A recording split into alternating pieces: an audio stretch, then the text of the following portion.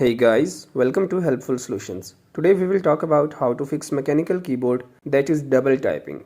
Let's start. First of all, clean the keyboard. Dust and debris can cause erratic key behavior. Turn off or unplug the keyboard. Use compressed air to blow out debris between the keys.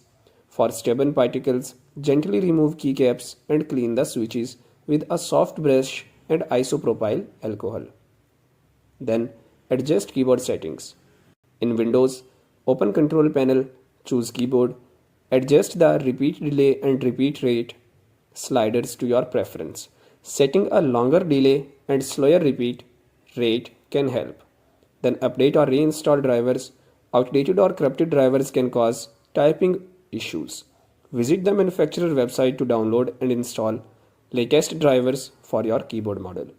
Finally, test on another device by connecting keyboard to a different computer to check if the problem persists. If it does, the keyboard may be faulty. Thank you.